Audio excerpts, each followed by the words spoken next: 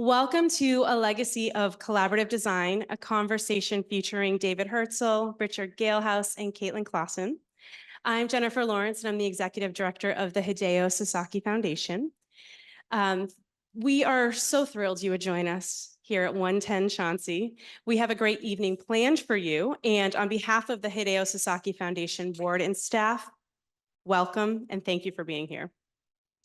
I'd also like to take a minute to thank our board, staff, and these incredible panelists in front of you for all of the hard work that they put in for this event. So thank you to all of you.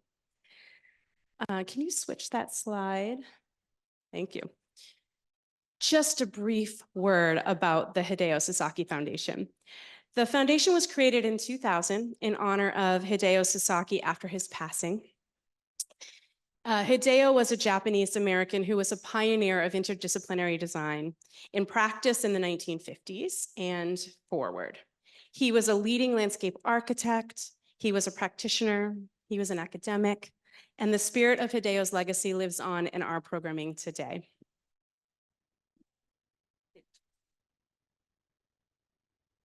We believe that design has the power to address the most urgent challenges facing us today. It is an agent of change, and yet access to design for those who need it the most is often limited.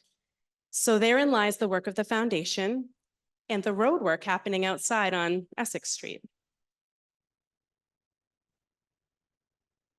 The work of the Hideo Sasaki Foundation aims to amplify the voices of underrepresented communities and to sponsor community-based research and actionable projects in our Boston region through our design grants, to create space for dialogues that highlight important topics in our public programming, and to support design education efforts with high school and college students in Greater Boston.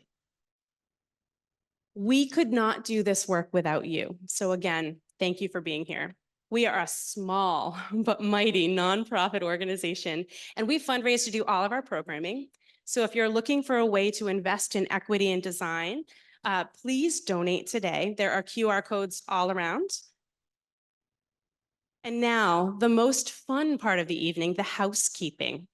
We are recording this event to share later on our YouTube channel. You can find it at Sasaki FDN. The camera will be focused on the panel, but it is up there. Please take a moment to silence your phone so we don't distract our presenters this evening. There is plenty of food and drink, so feel free to get up. This is an informal setting. The restrooms are also accessible past the elevator and down the hallway. And if you need to make a phone call or have a conversation, please just move away so that it doesn't get picked up by the recording. And now, without further ado, I have the honor of introducing Felicia, our board vice chair of the Hideo Sasaki Foundation.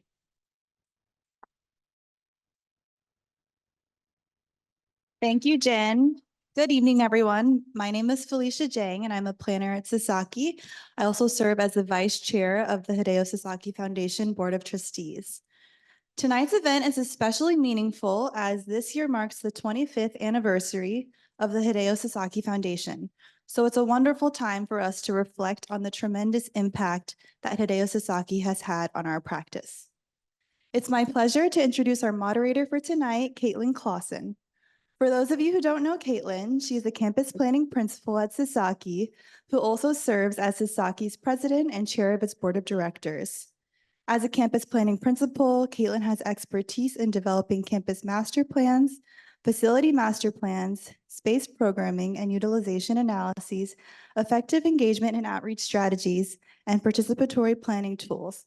She has worked with more than 60 higher education institutions of varying scales in the US and abroad.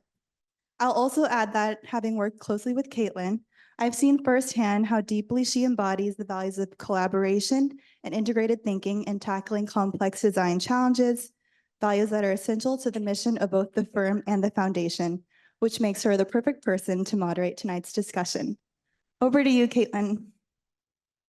Thank you so much, Felicia. And thank you, Jen, and thank you for the opportunity to be here this evening. So before I formally introduce our speakers this evening, I want to just call out, and maybe if we can go to the next slide, perfect. that David, or Dave as I'll refer to throughout the evening, and Richard or Dick, they both completed their oral histories, as have Dennis Pipers and Alan Ward. I see Dennis is here in the audience. Thank you, Dennis. Just want to again, thank you for your generosity of time in preparing and participating in the oral histories. And also to thank all of the individuals that worked so closely helping to conduct the interviews. And of course to Jenya, our librarian and archivist at the firm, for all of your efforts. So these are just incredible resources and documents that really make conversations like the one we're going to have this evening possible. All right, so with that, we'll move into the introductions. So Richard Dick Galehouse received his architectural degree from the University of Notre Dame in 1956, received a master's degree from Harvard from the GSD in 1961, after which he joined Sasaki. His professional practice as a principal at Sasaki ranged from a 25-year relationship with the University of South Carolina, New Communities work in Tallahassee, Florida, Williamsburg, Virginia, and Princeton Forrestal Center, and environmental planning assignments for the Olympics in Lake Placid in 1980 and the Atlanta Olympics in 1996. He's the author of the book, The Power of the Plan, Building a University in Historic Columbia, South Carolina. And he retired from full-time practice at Sasaki in 2014 and has stayed very close friend of the firm and emeritus principal over that time. David Hirzel is a planner and urban designer who joined Sasaki in 1969 and served as a principal in charge for several award-winning Sasaki projects. He received a Bachelor's of Architecture degree from Washington State University. Dave and I both share origins coming from Washington, and a Master's of Business Administration from the Harvard Business School. He was a Fulbright Scholar in Architecture at the Norwegian Institute of Technology, and his professional practice has included planning and design for districts, mixed-use communities, urban waterfronts, new and historic communities, brownfield sites, military facilities, and institutional campuses. For his first 15 years at Sasaki, he served as an assistant and then executive director of the firm prior to joining the planning discipline. So Dave really kind of joined initially on the administrative side, and we're going to talk a little bit about kind of how that unfolded over his time at the firm. All right, so without further ado, I think we're going to dive into our conversation, very much a conversation this evening. And then after kind of an initial round of questions, we're going to open it up more broadly for questions, Q&A from the broader audience as well. And again, just stating kind of our overarching goal for this evening is really to learn about Hideo as a person through the lens of the relationships that he had with Dick and David. So providing kind of keen insight. So Dick, two questions just to start off the conversation. Can you give us an overview of your recent book and also kind of describe what prompted you to write this book? And for those of you who haven't seen it, the book is in the back corner. Yeah.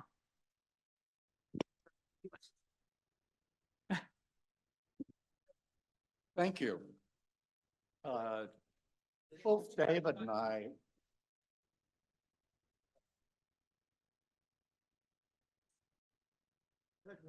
how's that? Both David and I were fortunate to know and work with this amazing man that founded this firm. Not only an amazing man, but an amazing concept of collaborative design. This book is a story about Hideo and my effort to explain the meaning and value and benefit of collaborative design, which the firm still is practicing. The book is wrapped around a long interview that I did with Hideo in 1988, 5 years after he had retired. I'd always had a personal interest in this subject of collaboration and teaming in solving problems and bringing beauty to our natural and built environment. And I had interviewed a series of professors at Harvard. So I went out to San Francisco and met Hideo at the Hyatt Hotel. And we had this long conversation where he shared his life's journey from a farm in the Central Valley of California, a poverty-stricken family, a large Nisi family living in a small Buddhist community. He was the first one to go to college, actually to the objection of his parents. The typical male in that community of about 50 families worked on the family farm when they graduated from high school. He wanted to go to college, so he made it to Berkeley and was rudely taken out of Berkeley in 1942 when that whole chaos around the Japanese American citizens who were living on the West Coast, the fear, not too similar to what's going on today, I would say. And he was imprisoned in Camp Poston in Arizona along with his family. He told me he managed to get out by working the potato fields in Colorado. So he was, in theory, incarcerated, but he was free in the sunshine. He wound up going to Chicago at the end of the war, managed to get through the University of Illinois with a landscape degree. He was working for Skidmore, Owings and Merrill while he was at the University of Illinois. Then he got a scholarship to Harvard, came for a 2-year master's degree in landscape architecture. He went back to Illinois to teach, and then Reg Isaacs, who he had worked with at Skidmore in Chicago, invited him back to Harvard to teach in the combined School of Landscape and Planning. They discovered 2 years later that this was an illegal marriage, and they separated the two into 2 departments. He took over landscape and for 10 years directed landscape. He founded the firm since they were only paid for 3 days of work, and the salaries were $7,500 at that time. So he founded a firm, and as he said, I was drawing in my basement of my townhouse in Watertown while Hugh Stubbins was drawing houses in his basement, both teaching at Harvard. This book, he describes this journey from the fields to Harvard and the founding of the firm. And what I've tried to do is explain what we mean by collaborative design and illustrate some of the benefits of collaborative design. So that's what's in the book. Super. Thanks, Dick. And now, Thank you. And a little bit different perspective. I came along in 1969, so Dick had been with the firm quite a while. And as was noted, I just graduated from the Harvard Business School, which was a pretty rare thing for an architect. The guy across the hall from me was working for Sasaki, and he said, oh, by the way, they may need some help with management. And the short of that was I was hired. And at that point in history, at the business school and in business world in general, the whole notion of managing a professional service firm was brand new.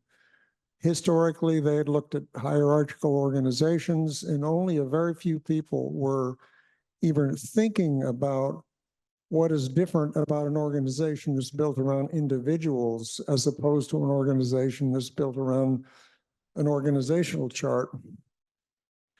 In the Sasaki tradition, I hadn't been here but a few months when I was asked to develop a professional service management course at the Graduate School of Design, something about which very little was known by me or even others, but I used it as an opportunity to bring people who were doing the original research into the classroom, learn from them, and really begin to understand what it was about businesses like this that was different.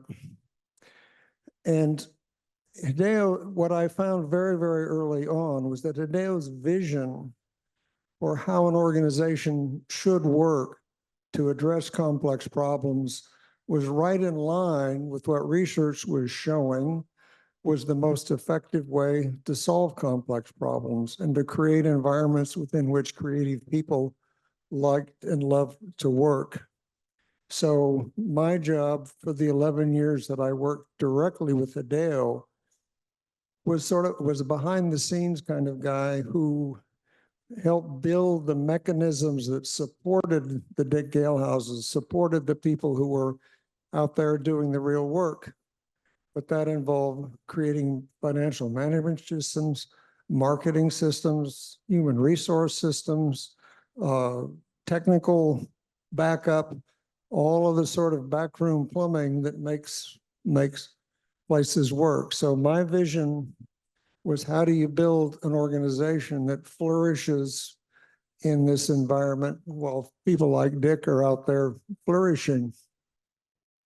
And many of those structures that you set up probably continue to persist and have evolved and are still in use today. But Dave, thanks for kind of providing that insight as to kind of your relationship with Hideo and how you came to the firm.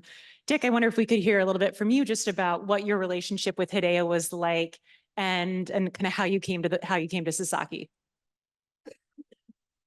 My wife and I, Mary Ann, are very indebted to Hideo, not only for my professional career. I made a huge mistake and he saved me. I'll tell you about the mistake. So I feel very obligated. In addition, the whole idea is such an extraordinary idea, the idea of collaborating to solve problems and bring beauty. I had joined the office in 1961 full-time. 3 years later, I tried to quit. We had moved from the grocery store, the basement of the grocery store on Mount Auburn Street, to the Masonic Lodge in Watertown Square. And the Masonic Lodge in Watertown Square had this enormous room where all of the professionals were housed, except the 3 planners. The perception of planning at that time was that we wrote reports, so we needed to have a quiet, isolated space. So we wound up in this little ante-room adjacent to where all the action was. I was very dissatisfied with that. And furthermore, I was very unhappy with my immediate supervision. I know that doesn't happen around here, but I was at the time. So I applied for the Rome Prize, and I envisioned Mary Ann and I tooling off to Rome for a year with 3 kids at that point to study and kind of walk around a beautiful place.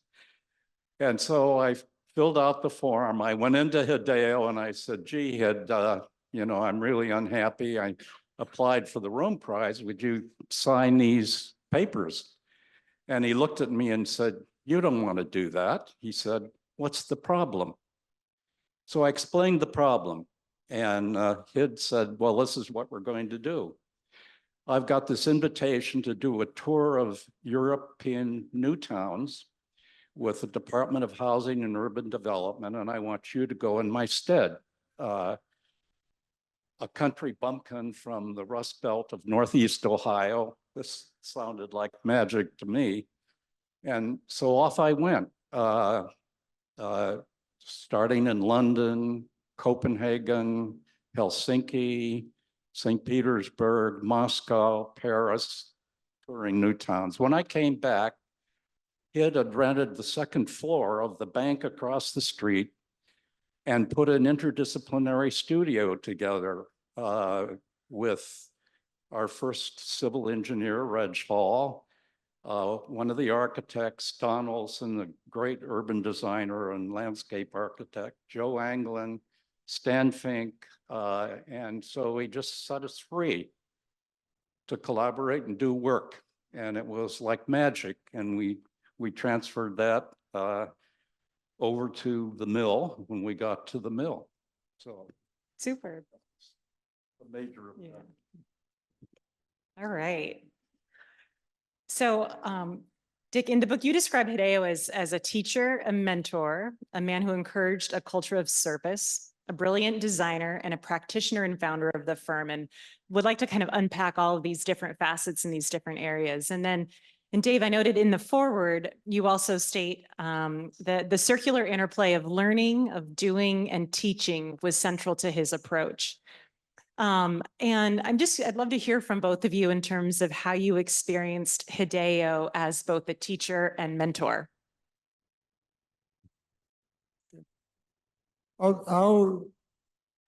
Hideo, because of my role in management, I spent a lot of time in his office talking about management. There was a very, very important player named Paul Gardescu, who was the president under whom I was the executive director. Paul was a brilliant mathematician, landscape architect, Quaker, philosopher, and enabler of an organization that was very human, very, very much responded to the human goals. But my relationship with Hideo was figuring out how to build an organization that would let people like Dick and others flourish. And my sense of him, and you used those words, was he was a brilliant identifier of great design. He had a curiosity that was just endless. He wanted to bring people into the room to help him understand all of the facets of the projects. He demanded input from everybody that was in the room. And he was willing to make the call at the end of the day. He would make the integrative conversation one that led to a great solution.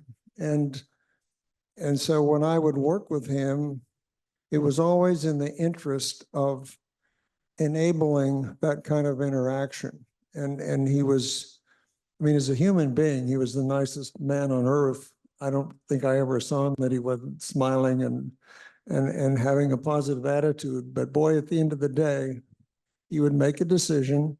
It was an inclusive decision. Everyone felt included, but he had there are legendary stories of him from every environment, from universities, from the national work for the federal government, where he was the man who could bring together the conflicting points of view of people that he wanted in the room. He wanted them to have their say, and he would then incorporate their views. So my view of the man was just, I mean, I pinched myself for the privilege of being able to work with someone like that. Hideo was the classic mentor and teacher. I mean, absolute classic and design critic. One of my early projects was the University of Massachusetts Amherst, where Stu Dawson and I were the team doing the work, but Hideo was the kind of senior landscape architect, along with Pietro Beluschi of MIT. Pietro was the consulting architect to the university. And so while Stu and I were doing a plan, the university was hiring all the star architects, Eero Saarinen, Ed Stone, Marcel Breuer, IMP, you name them. They were going to really do it up right, I guess. So one of the tasks we had was to review architects' plans to see that they fit the master plan and also the design intent for the campus. So Ed Stone had been selected to design the library for the university.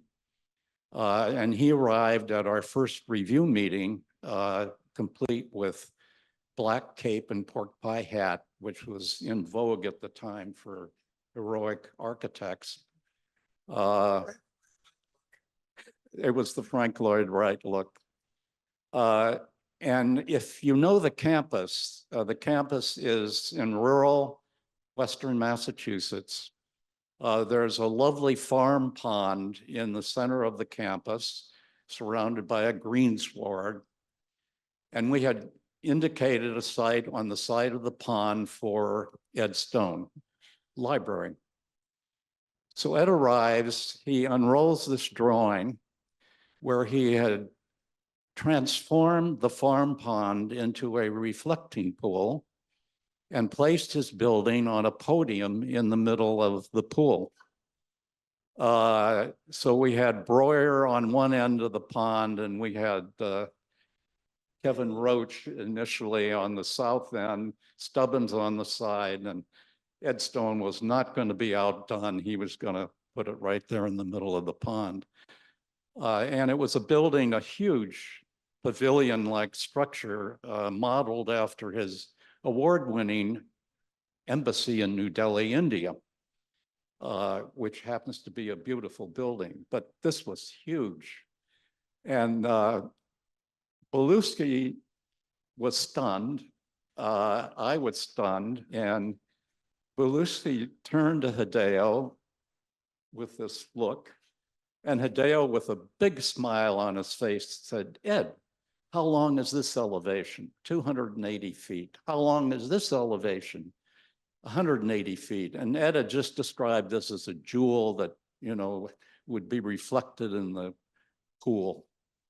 And he'd said to Ed, he said, "Now, you know that you couldn't see more than one side of this building at a time. It's so large." He said, "You need to put that building where we've indicated on the master plan." And that was the end of the conversation. But this was the typical style of this extraordinary man. Big smile. In fact, this picture, which I love, is the man we knew. Always that big smile, reaching out, either teaching or helping. Sorry about that. Always teaching or helping. There was another occasion. I got this big project in Georgia, a Skidaway Island, undeveloped sea island. And I talked Hid into going down. It was a timber company that owned the property, and they were going to develop it into a new community like Sea Pines. And so Hid went, and the client walked us out on this dock on the mainland. We were going to be picked up by the property manager. And this gentleman, grizzled old gentleman, comes up in a rowboat with a motor, stops at the end of the dock, and we're waiting for him. And he looks up and at Hid, and he said, "Oh, you're that Jap they're talking about." What did Hideo do? He had that smile, walked right out to the gentleman, shook his hand, and said, "I'm Hideo Sasaki, and we're looking forward to working with you." But I mean, this was an absolutely extraordinary, well, the client and I were sinking into the rotten timbers of the dock. He just dealt with the situation as it was. Amazing, amazing man. And Hideo would bring students, you know, that he was teaching into the studio, and frequently that was a pipeline, right? Yes. Into the firm. Yes. Yeah. So He believed that if he had a firm, he could test his thinking by designing it and building it. And by bringing the students into the firm, they could learn from the process as well. So this sort of interactive nature was central to his his approach. And I'll note that, again, from my administrative point of view, the Hideo Dick described was also the Hideo that ran the principals meetings. Everyone had to come prepared. Everyone had to speak up. Everyone was listened to. And so part of the culture of the organization was reflected in what Dick is describing, the way he worked on his projects. It strikes me that there's a certain level of just generosity and humility in terms of that approach of either mentoring, teaching, giving access to clients, to projects, bringing individuals along on those trips. And I'm just also curious to hear a little bit about how that ethos of generosity also kind of translated into kind of establishing a culture of service that's also described in the book. It's interesting how you frame that question, because the way I'll work into an answer is he was very insistent on getting everyone out working with clients. I mean, he was the name on the door. He was the superstar. He was the big guy from Harvard. And most of the people that were working with him were either still or barely out of school. And he would push them out, insist on their interacting with their clients and developing the kind of personal relationship that was central to his success. So I think, you know, the question was just, at his core, he was a listener. At his core, he understood that that was a way to get himself in the door. If you read his writings from 1944, before he was accepted to Illinois, when he was struggling with having been incarcerated, was struggling with being identified as the other, when he was struggling with how could he build himself a way back into this world that he thought he was in when they ripped him out from Berkeley. I think he felt, and again, this is my own sort of interpreting his behavior, was that by being a facilitator, by being a listener, by being someone who worked with and helped other people achieve their goals, he bought himself not only a seat at the table, but a desire on the part of people that he worked with to take the leadership at the table in making the call. So I think it's a complex question in terms of his generosity, but he was a genuinely generous person. His interpersonal skills were amazing. And I think there was a method, there was a purposefulness in it that you read into some of his early writing. What's really interesting about that response is it's not only in terms of kind of acts of service of literally participating in professional organizations and giving back, but it was how it manifested itself in interpersonal interactions among individuals within the firm. And yeah, so it kind of starts to even steep into almost a values basis. Yeah. I think given his background, in this one interview that is enumerated in the book, he was so surprised when he went to Berkeley that he was accepted by these American students. I mean, he was stunned. And so I think his behavior with us kind of drew from that he wanted to give us opportunity that he didn't have. For example, he would give away these invitations that he had to various affairs in Washington as a member of the Fine Arts Commission. And he sent Marianne and I off to the annual dinner of the Smithsonian Institution. I mean, why was I there with, all these folks? So we went through this receiving line, and at the end of the receiving line, Marianne said, well, who were those people? And I said, well, that was the Chief Justice of the United States there on the end. And this was Senator so-and-so and Representative so-and-so.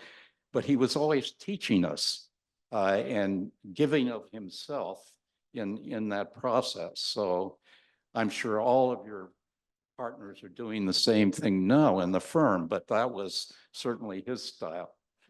Oh, that's great to hear. So we started to touch upon this a little bit, but in the book, it also kind of describes Hideo again as a brilliant designer. And I'd love to hear from each of you. How did Hideo define kind of a good designer or a brilliant designer?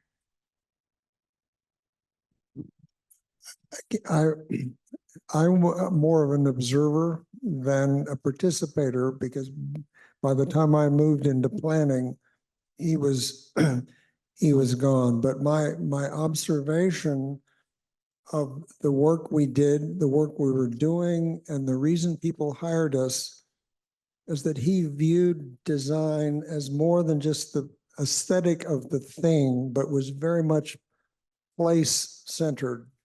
He was very interested in and very articulate in the complexity of place and how the streets worked with the open spaces, worked with the buildings, and he could integrate it all and then provide very simple sort of descriptions that people would say, aha, I get that. Ed Stone could say, oh, now I understand why I should put my building here.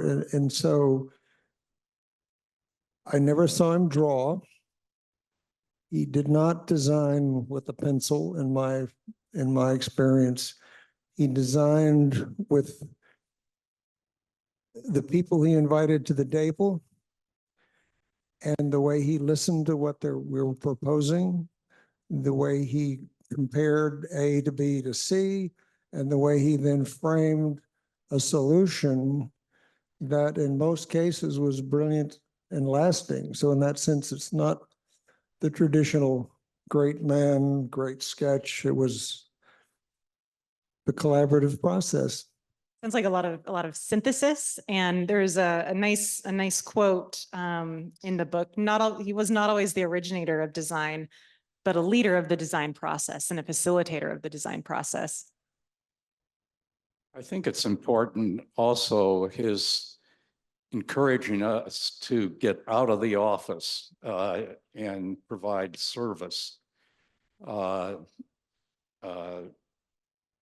He encouraged me, for example, to join the Urban Land Institute, which was a life-changing experience for me. It enabled me to have my writing published in Urban Land magazine. I had some dozen articles or more published because I was interested in explaining what we were doing and why it was good and valuable and all that stuff. Urban Land Institute also provided me the opportunity to help with the panel advisory service, where a half a dozen people from the urban land from all over the country get together for a week and help solve a community's problem. So it's like a charrette, as you know, in your practice. And I did dozens of those. I got to Hong Kong on one, and Paris on another, and Germany on another, as well as 3 or 4 floods in the United States, including the big flood in New Orleans, where we're supposed to be solving these problems. But you had an economist, you had public officials on those panels. So you had this interdisciplinary group outside of the design and planning realm. And in my practice and experience, that was incredibly important. The economists, the sociologists, the lawyers. When we were doing the work in Lake Placid, the lawyer was absolutely fundamental. They were so skeptical, the environmental community, of the EIS process, because it had the reputation of being a shelf document when you got done. You spent a lot of money, federal tax money, And then you did this report that wound up. So our lawyer advised us to write a conditions to funding. So in order to accept federal money, they had to hire an environmental lawyer or environmental engineer and others to enforce the conditions that we imposed on the document. So service with urban land was an amazing opportunity for me, and I hope you encourage everyone in the firm to get out of the place and beyond the foundation work, which is so critical. I think one of the other things that strikes me from both of your responses is it's this idea of designer as problem solver, and that you're bringing together these different perspectives to the table to first, one, define the problem, and then two, that's what enables you to solve it. And it seems like that it was very much at the heart of integrated design as it began, but it also seemed like that was really aided by virtue of Hideo's inclusive process that welcomed input from so many individuals. And I'll mention one other dimension to that I think was important to Hideo, and it was the sense that we want to be a resource to our clients. We are not just there to do we are there to think about, care about their success in their endeavors. And to achieve that, we need to bring in a lawyer, we need to bring in an engineer, we need to bring in a community relations person. And in so doing, you build a relationship that can lead to a whole variety of projects over a long period of time. It was not a one-of kind of business he was building. He was building relationships that for him lasted decades, and for people like Dick lasted decades. And that's, some people say that, the cheapest project to get is the next one with the clients you already have.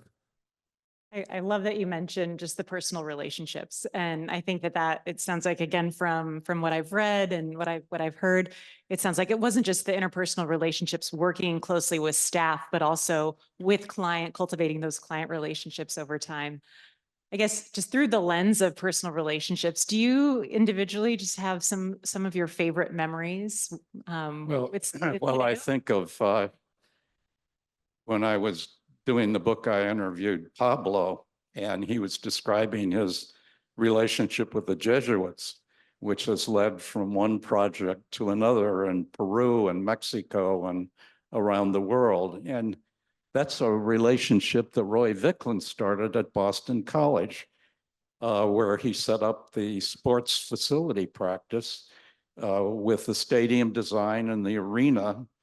And then we did the Arts Center there. John Orcott did the Arts Center. So that whole Jesuit relationship was kind of homegrown here. But Pablo, has taken advantage of that and has done all this amazing work. He now has a relationship with the new Pope in Peru with his projects. So, well, you picked it up. That's the worst stadium to sit on, though, on a cold day. Those aluminum seats. Roy talked me into buying season tickets with him, and I used to go to the games. Marianne, I think, went with me a few times to BC games. What about some, again, personal favorite memories? One of my favorite memories relates to it. One of the things, Hideo's gracious personality, he would invite others in the office to his home. And part of the culture of the office involved parties to which we could go as newbies and see where these gods that we worked for lived and what their homes were like. But Hideo's house was absolutely stunning, and the whole presentation, I mean, a very simple rectangular house, gardens out both sides of the living room, that when we arrived, he was out watering so the leaves would sparkle from the water droplets. And he and Kisa were so gracious and so genuine that sort of that grounding sense of his genuineness, his sensibility to beauty and place. And, you know, thinking back over the 50 years, if you asked me what was one of the most meaningful and amazing interactions, it was just dinner at Hid's house. How about you, Dick? Favorite memory? Favorite memory, well, I remember the juicy steaks, the big cigars that we used to have at the picnics. That's all gone. One of the We haven't had. one of the interesting stories and experiences that I do remember, I got this big project in Maine to do a plan for all the property around Moosehead Lake, which is the largest interior lake in Maine, that was owned by Scott Paper. And and they also had a ski mountain at Greenville there. And Hid's was a big skier, a big tennis player and a big skier. So he said, Dick, let's go. We've got to inspect the property and then we'll go skiing. Well, I had never skied. And but I wound up on the gold medal slope on the big mountain there in Maine, and he skied all day long. But as part of that trip, he had this beautiful Mercedes convertible, and he let me drive. And I can remember driving a little too fast around a curve in the road, and I could see him tense up. And he didn't say a word. So that's the kind of guy he was. Oh, thank you both for sharing. I want to talk just a little bit about Hideo as a practitioner and founder of the firm, and would love to hear from you in terms of how would you characterize the foundational values of the practice that Hideo established within the firm? Some of the foundational values. Looking at the clock and knowing there's one thing that part of that question that in my mind is, so what is it about happened 75 years ago that's relevant today?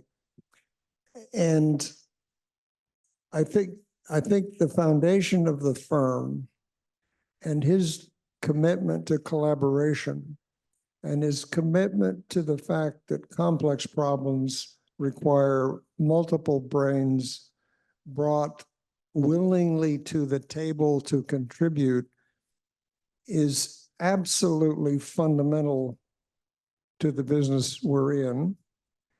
And it is what has made this place unique and successful as a freestanding, client-centric professional service practice. I mean, it's easy to get acquired by ABC and become part of the numbers, and God knows what that life is like. But I think we all felt that our lives were better for working in this collaborative world. I mean, I recognize the temptation of the notion that things are simple and you can hire some dude to solve the problem. And I think we're living with a president that promised that for a lot of people right now, much, much, much to my personal disappointment, but I think to the problems that will result from it. So I think collaboration is hard work.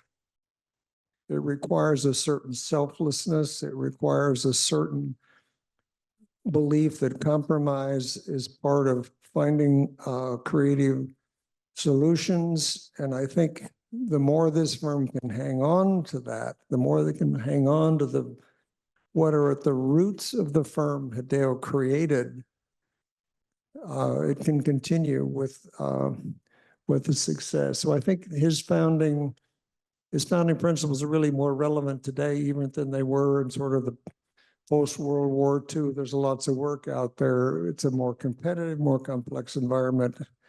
And I think the unique character of this place is what will carry it forward.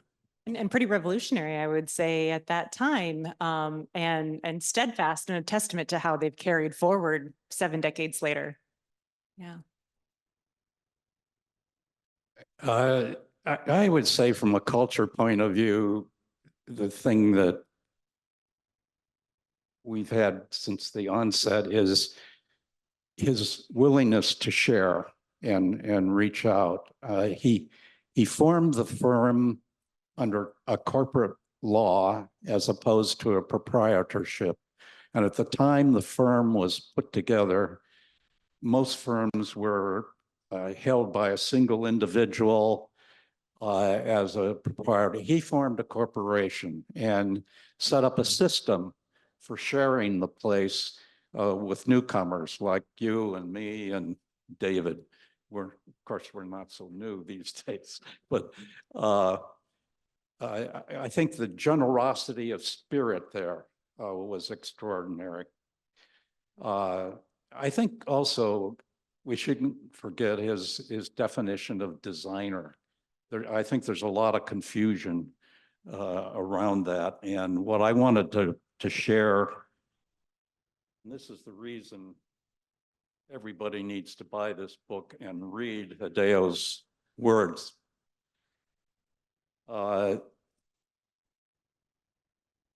He offered this insight to design. He said, I've had good fortune to work and observe many great designers in his role. And his role is to be in charge of making the final decision, but he doesn't do all the drawings, nor does he originate all the ideas. His responsibility is to sort out the differences for the ideas and see they are all coordinated in a manner that makes sense. Rarely does a designer in any office do all the work himself. Many times a designer who is less skilled graphically than another can be a better designer who is so graphically skilled. A designer has to have the so-called analytical ability to handle many complex facets to a problem. Then he has to have a keen sense of judgment about what the values and purposes are and the ability to synthesize the whole thing. Within that definition, there are many grades of designers. Of the things the designer has to do, one individual feels that he has to do most of them himself, and there are others who are willing to share the formulation of the design. So I think there's always a lot of mystery around design. I remember in talking with Zach Christo, I don't think he's here tonight, but he's a terrific civil engineer. And he said, Dick, he said, we're designers too. And absolutely, he is a designer. And I've had that experience with the other engineers in the office over time. I think that that's a terrific quote. And I feel like I'm supposed to ask you a prompt to describe the shoes. So I might just have to ask you, Dick, to share the shoe story. Surprise package for Jenna. When we did the interview for the Lake Placid Olympics, David and Perry Chapman had really warmed up the client ahead of time. They had made a series of trips up to Lake Placid. So here's a village of 1,200 people going to run an international event attracting tens of thousands of people. So we go to the interview. It was 10 below zero that day. We were staying on a motel at the top of the hill, and we traipsed down to the arena where the interview was being held. And of course, we all had our Sunday best suits on. And in fact, our environmental scientist was way overdressed in this kind of light purple outfit. I was shocked. And I had my, what I would call institutional suit on, you know, black and all that stuff. But given the snow, I wore my boots, my heavy boots, and this interview dragged on and on. 3 times they called us back to ask more questions, and then they finally announced we were selected. And at the end, I asked the chair, I said, "What took you so long?" And he said, "Well," he said, you were overdressed." It's a classic case of knowing your client ahead of time. And he said, "But then we saw those boots you had on and we knew you would be okay." So what I've got are the boots that I want to give Jenna for her archives. And these are the boots that launched Sasaki's Olympic experience.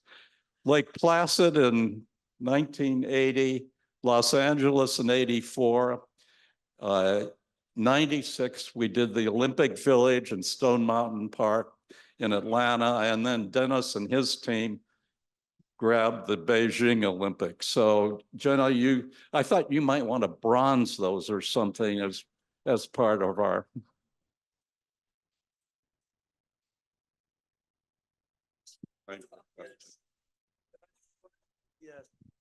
I just want to do one little PS because Dick mentioned that Perry Chapman and I had made several trips up there in advance of this. And the project, the person in charge of the Olympic committee up there, he ran the local lumberyard. I mean, these were really regular people reaching for the stars to have the second coming of the Winter Olympics to Lake Placid. And Perry was the most casual dressing guy you would ever know. I mean, he was flannels and rumple pants and just completely the most friendly, approachable guy who had this relationship with the people up there. He was from upstate New York. He was their kind of guy. Harry, probably to try to emulate Dick, who was always a fancy, fine dresser, he went out and bought a new suit and new shoes for the interview. So the regular guy who had been working the client shows up in a fancy suit, and Dick shows up in a fancy suit, but run over shoes, and it's the run over shoes that won the job. Yeah. Well, I think we'd love to open it up to kind of questions from the audience.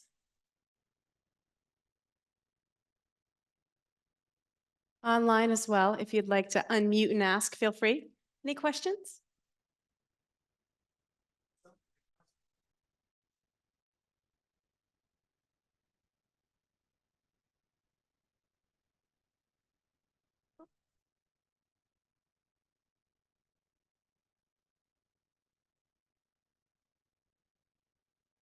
Hello. Come on. I'm James. I'm with the architecture group here at Sasaki. I'm a junior designer. And I remember Christopher Latouche, he was an artist in residence here. He was reading through some of Hideo's interviews. I don't remember exactly where this was, but I think he spoke a lot about even the makeup within a room, like having different people purposely curating that room in order to get to a decision of strength, and consensus. And I think that's just so important, to have people of different backgrounds in getting the kind of answer that, is required. And I'm just wondering if either of you could speak a little bit more about that.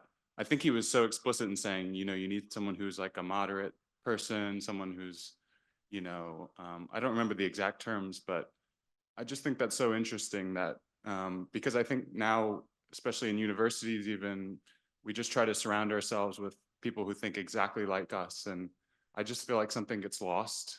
And I think in design as well that carries. So if you could speak more about that.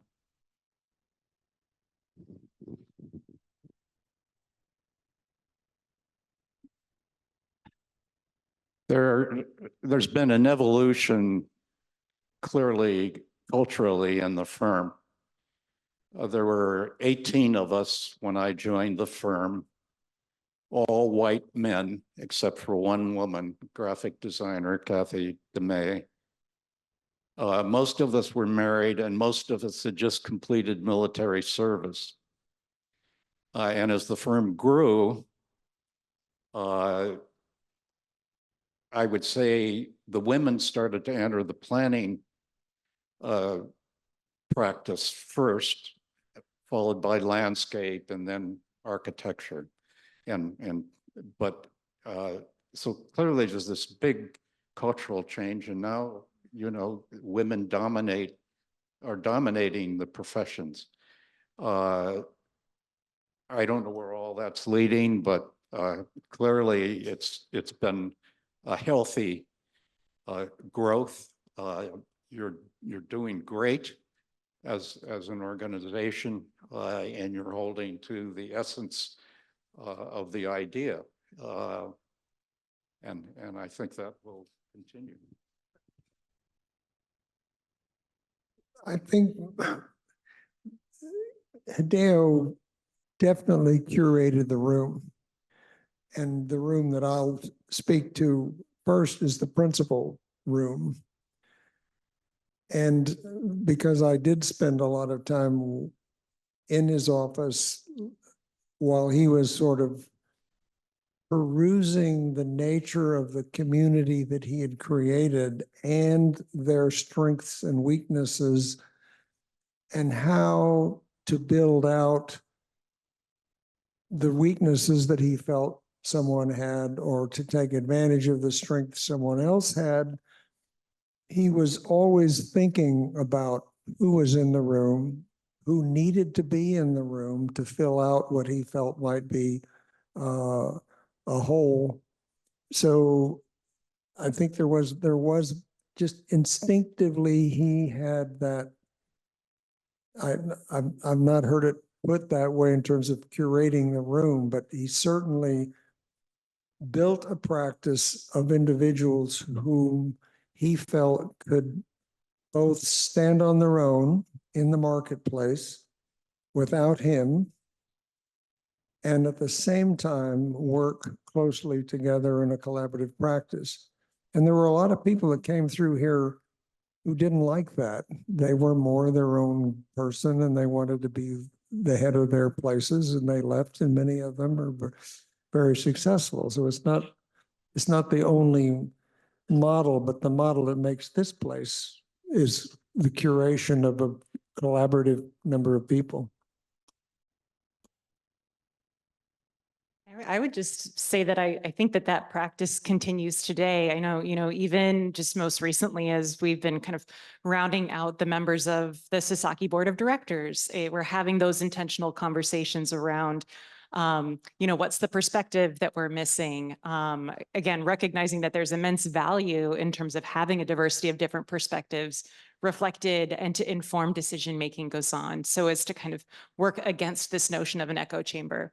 But I think the other thing that I'm hearing too is just this emphasis around collective practice, and that in some ways was really kind of one of those founding values of the firm that has continued so seamlessly today. And that's, again, at the core of how we practice today as a collective, finding kind of those complementary pairs, complementary teams. But this recognition, and again, there is a sense of humility in that, baked into that as well, of sharing and of supporting one another. Any other questions? Oh. Hi, I'm Maitri. I'm also a junior designer, and I had two questions.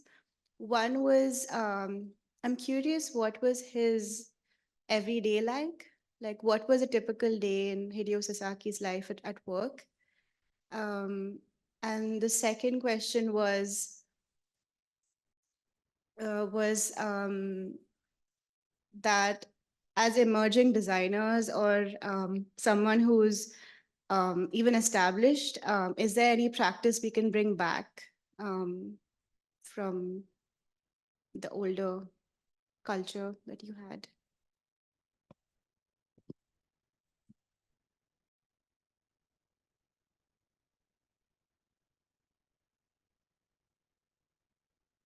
Sorry, I did not hear the second part of the question. Difficult, because I was in the executive director's office, which is right next to his office. The typical day that I observed.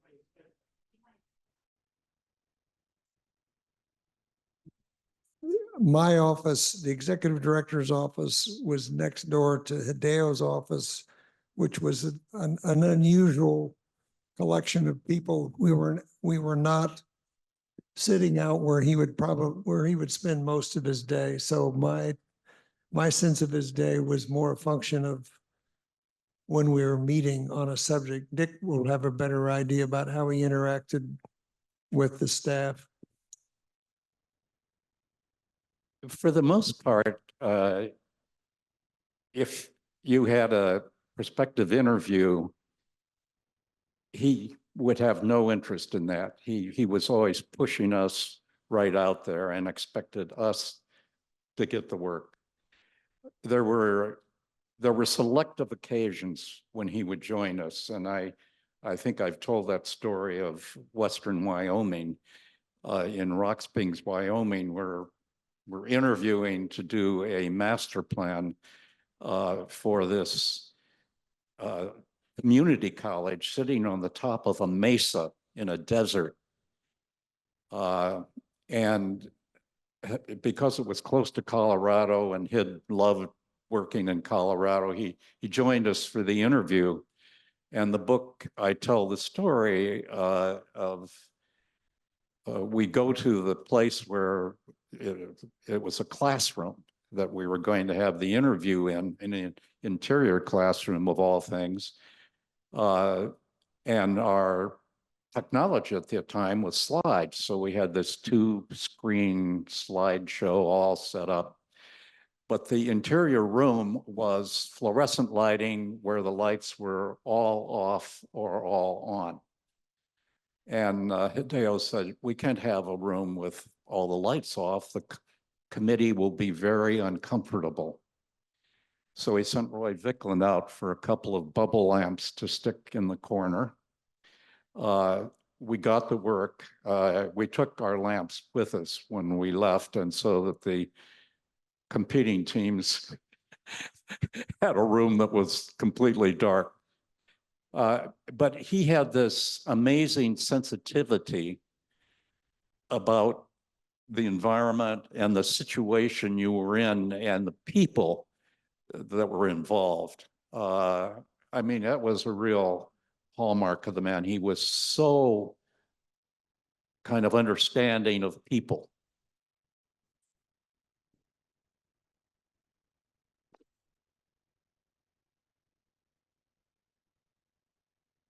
Thank you so much for doing this. This is amazing. We're here looking at the three of you and looking at the photo behind. And I've always wondered about that. It's like such a stunning, elegant setting. You've got Hideo with his white shirt and thin tie, and this woman with the amazing red dress and hat. And I'm just wondering, and I see Don Olson and I recognize Kenda May. Oh, wow. But do you know the occasion of that photo or where it is? Is that his house? I'm wondering if that's Greenacre Park that Moss did for, no? No, that's somewhere. Yeah, this No, is there's no wooden somewhere, benches in Greenacre. maybe in Lexington, I don't know.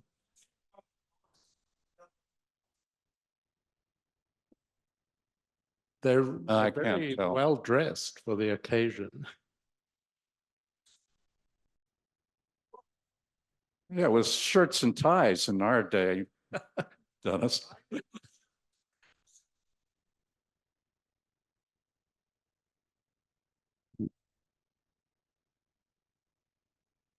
Thank you all for being here. This is fantastic.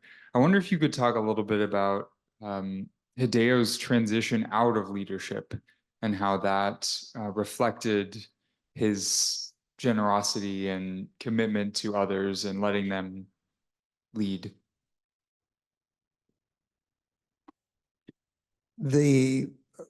I'll give the end and then I'll back it up just a little bit. The day he walked out the door, he walked out with one client, which was the Rockefeller family, which he basically subsequently turned over to Joe Hibbard. He was intentional in building an organization of individuals who could survive well on their own without him. Again, in my role, I can't count the number of times I said, please, Hid, go to this interview. You're going to make the difference in the job. Nope. Galehouse is going to go on his own. He's going to learn how to do this, or whoever, fill in the blank. So there was, I think, an intentionality of an organization that would outlive him.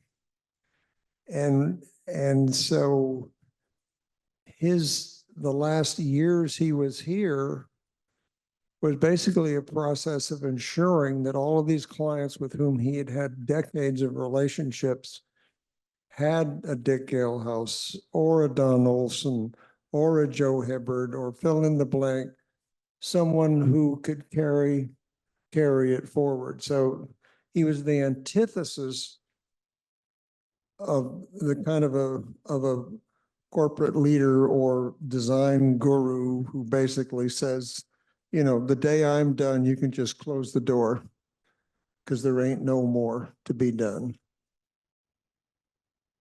Yeah, his classic quote in the book, as he said to me, he said, I knew I had to leave.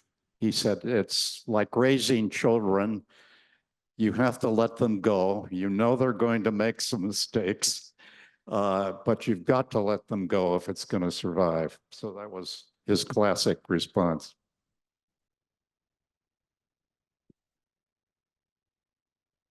Thank you very much. I really resonated with something that you said, that this place is set to be, you know, an organization for people to flourish. This is my 11th year at Sasaki, so I really feel resonated. I have a question about were there like difficult times for the firm during Sasaki, during Hideo period, like time? And then can you share that? And then how did we go through that?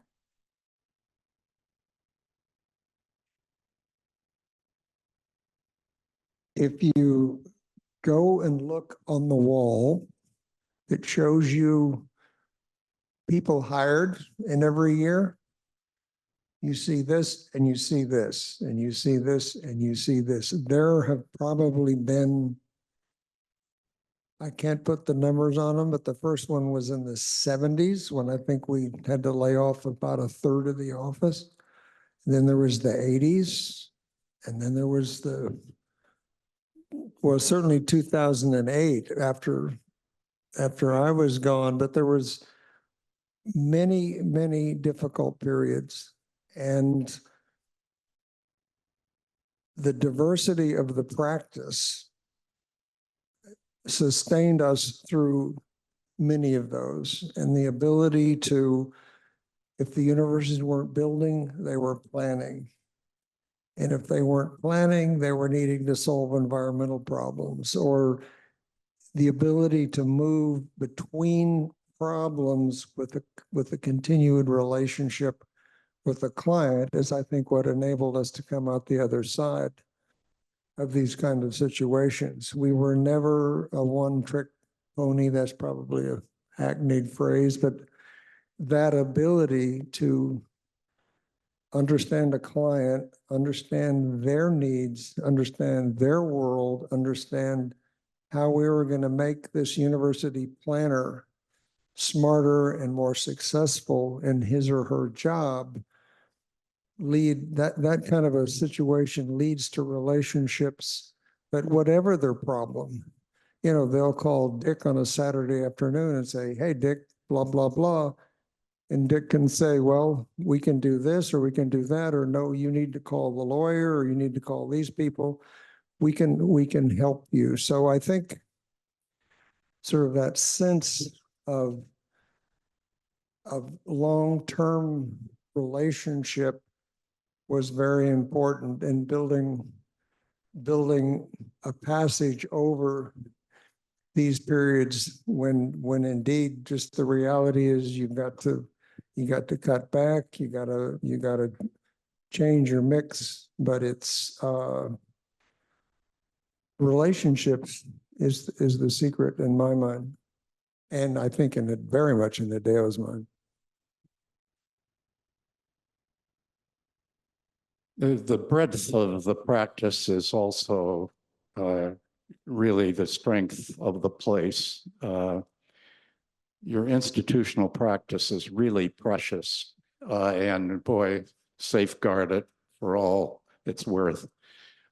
Because we have the longest standing relationships, I think, in the institutional practice, and other firms would love to be there where you're at, where we're at.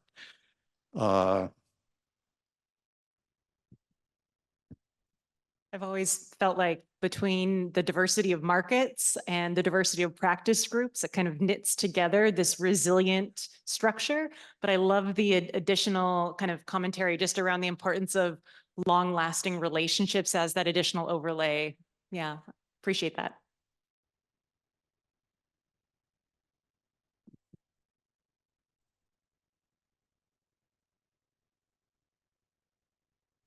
I'm Matthew Dickey. I'm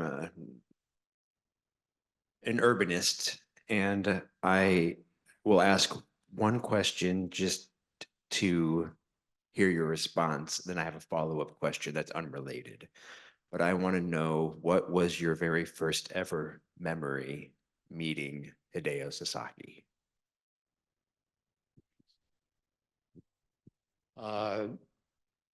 At Harvard, at the Graduate School of Design, at my first jury,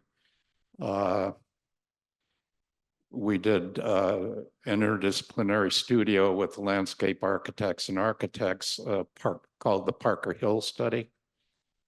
And what was fascinating to watch, Hideo stood off to the side, and so you had Dean Sert and all of these famous architects, planners, and Hideo didn't say a word, but at the end, toward the end of the jury, the whole jury looked to Hideo, and he did this amazing summary of the whole spread. And that was his style. And if you definitely need to buy the book and read the story in there of one of his former MIT students describing the jury that he watched. Hideo always made every student feel great about what they had done, no matter how lousy it was or how, didn't work or whatever. He was very careful about each person. But my first memory was that first jury, and I was astonished how brilliantly he summarized the whole thing. And the rest of the faculty all looked to him to do it. I mean, he had that capability.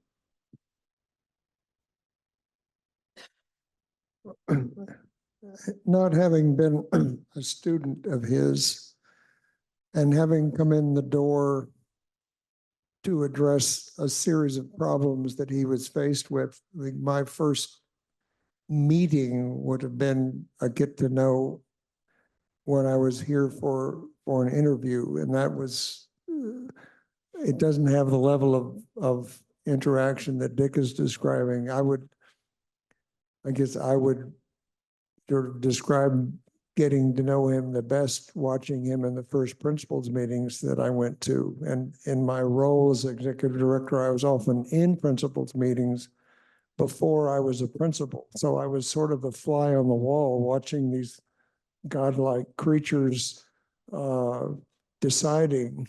And it's similar to what Dick is describing, sort of watching this man, in one sense, command the room, but in another sense, seek everyone's input around the table. And I never had the feeling, well, damn it, Hideo, why didn't you just tell us what you wanted? Because at the end of the day, you're going to tell us what we're going to do anyway. That was never the sense. It was more, he was so much more inclusive of everyone's point of view and everyone's sense of what was important to them for this project. And as Dick described, even if what you were saying was just completely off the wall, it was somebody's perspective that was valued by that person, and he would incorporate that. So I guess maybe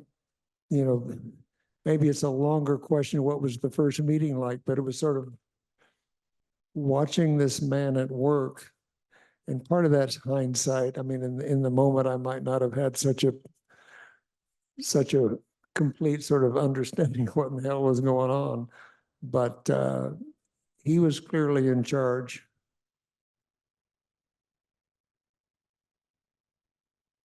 You can answer the question too. I've never met, I mean, I don't. Oh, yeah, okay. I've never met so- Hideo, so. So you keep mentioning how he is always very collaborative, but yet I come from the world of art, and there's always the shining of that one vibrant spark of a leader that is like, it's always just following that individual. I could name several firms in Boston area that kind of follow that ideal of one individual leading the firm's identity. But he seems to be this gentleman who has this idea of collaboration, and all cities are inclusive in collaborative environments. Nothing gets built by one individual. So how would you say that people today can be good leaders that allow that creative individual to thrive? Because I see a lot of, in my own experience and in my peers' experiences, feeling that their creative individual identity is being squelched and not allowed to show. But yet, when you have more of those voices at the table, you have more of this collaboration, and lots more can happen and be successful. So that's the question. How do you allow creativity to thrive? I might start and then I'll hand it on. Because I feel like that kind of is in the very DNA of how Sasaki operates today, which is this inclusive notion of a good idea can come from anywhere and it can come from anybody at the table. And to me, it's really about, it's the pursuit of a good idea, but also the right idea for that context, understanding and bringing together the context, all the different facets of that context. So I think, again, to me, it was more about the pursuit of the best idea and best solution versus the individual author.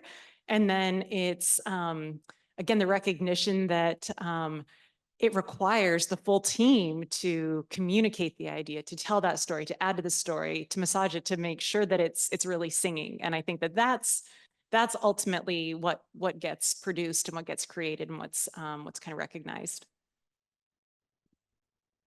Depending on the problem or what the issue was, somehow had a brilliant way of always selecting the right individual to address that. I mean, I think of Moss, Kinoshita, and Greenacre Park and some of the amazing things that he did, but he was not very good at other parts of the practice. And somehow it always worked out that the right person was on the assignment, and he would support that.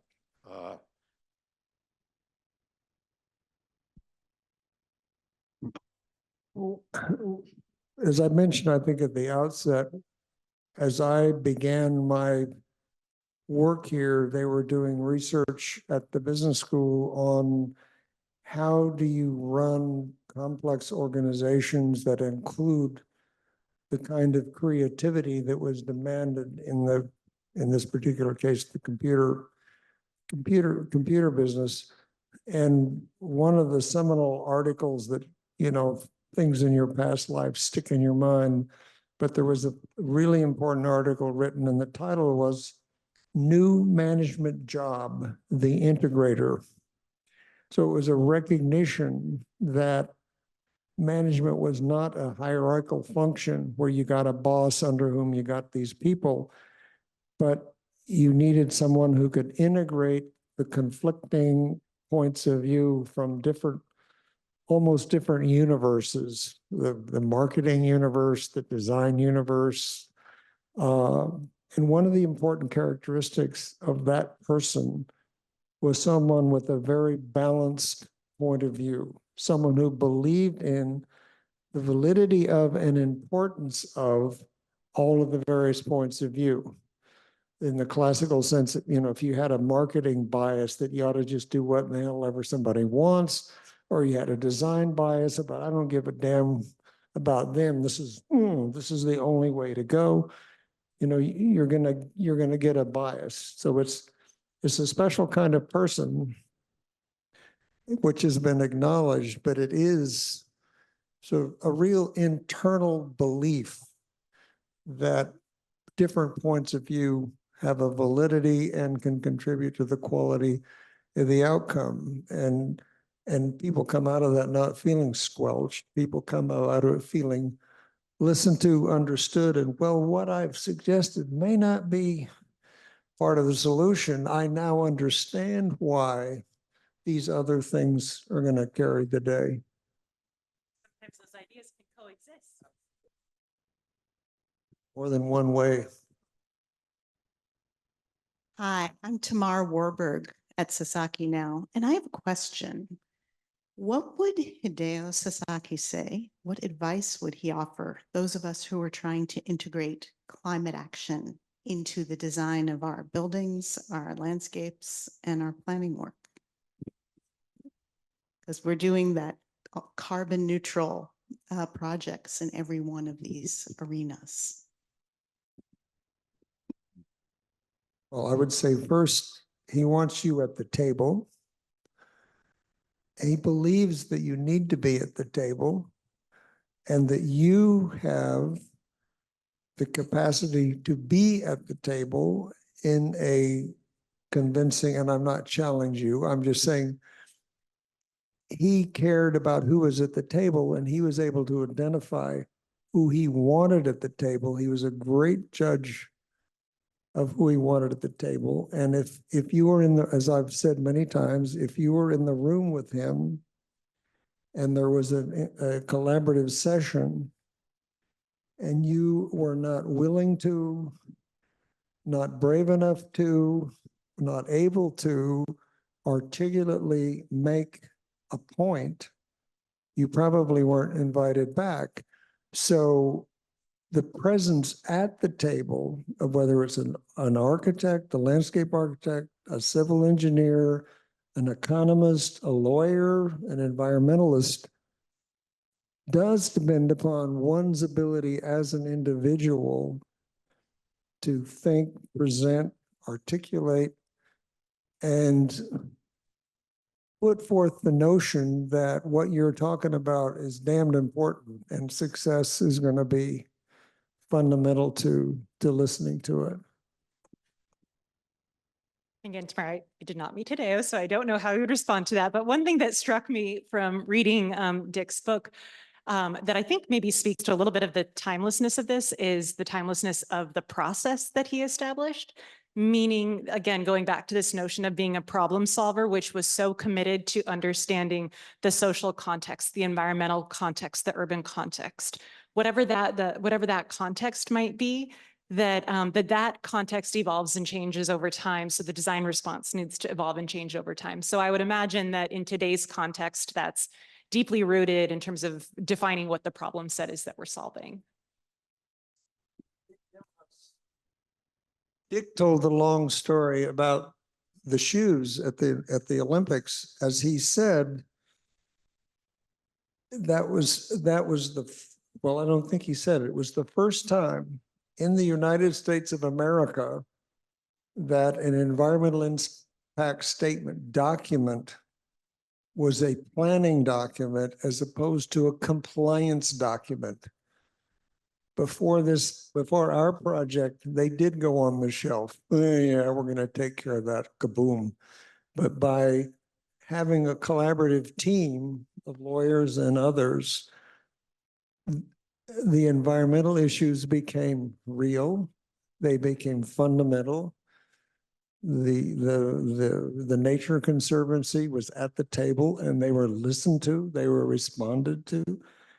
And so it's the leadership having a commitment to inclusion, and then those included being able to be convincingly presenting their point of view. It's not easy either. Taking that example, the Lake Placid Organizing Committee was very unhappy with me and Sasaki when I insisted every workshop would be an open public workshop and the environmental community had to be in the room with us. Their point of view was, gee, we don't want these outsiders telling us what to do. This was a little village of 1,200 people in the mountains of upper New York State. So the insistence, and I said to them, I said, well, that's the way it's going to be. The environmental community said, well, we're still going to sue. I said, fine, but we want you in the room and we want to hear from you. And we did hear from them. And it, in fact, shaped the document that was the final product that I think Jenna has the 1,200-page electric typewriters on both sides document somewhere in her archive. But it worked. We made them change their program, for example. They were going to have all the exciting events on the weekend. We said, you can't do that. The village can't deal with the crowd traffic-wise or hosting them, etc. We did a whole series of things around the environment and incorporated into that document. Any last questions from the group?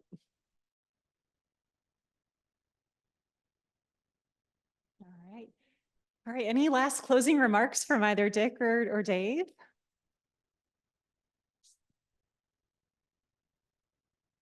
Only to repeat what I said in the middle, hopefully the process of revisiting in a way Hideo's heritage is not just seen as, you know, a couple of people from the past talking about the past. There is a relevance to what he brought to our profession, and there's a relevance to what he created in a firm that has a lasting staying power over time, within which we as individuals can achieve some sense of accomplishment, some sense of participating at a real level in real problems. And we're not just turning in a timesheet to make someone else's bottom line look cool, but we're really living what in the hell we went to school to go on about. So I think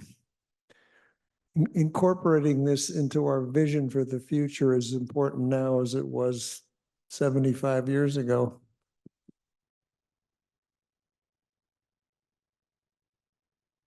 Hideo Sasaki, I'm not sure this is on. Hideo Sasaki was one of the most consequential designers and educators of our modern era.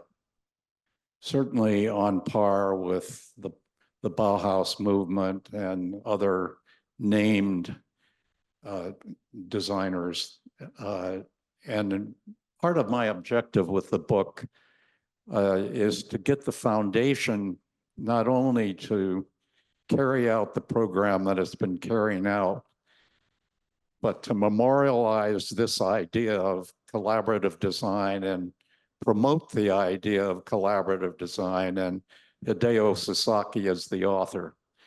I would like to see it be the Hideo Sasaki movement rather than the Bauhaus movement, for example, because it's a greater idea. I want to just thank the both of you for your time, the dialogue today, for sharing your histories and your experiences with Hideo, for authoring the book. Again, I think we've all left learning more about Hideo than when we originally entered into the room. So I just want to thank you for today's conversation this evening. Yeah.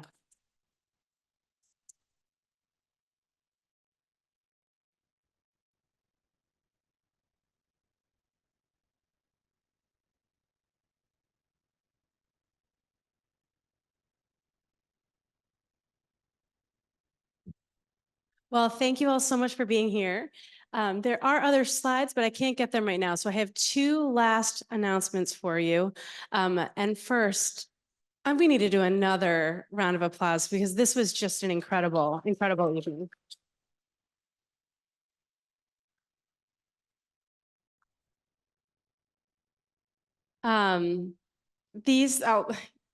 You all know that when we do these events, a lot of planning goes into them. And these three have just been together and in documents and in meetings and in spaces together. And it's been really inspiring to watch. So thank you all very much for that. We have our next upcoming event, which is on May 29th, is our Design Grants Pitch Night right here in this room. We would love you all to come. You can see the 8 finalists for our 2025 design grants pitch their ideas to a jury of community members. Please come, enjoy some delicious food.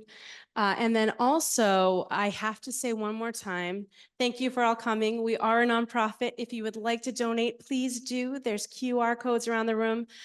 And Dick's book, as he's mentioned many times, is for sale at the back of the room. So help it get lots and lots of sales and move up the bestseller list.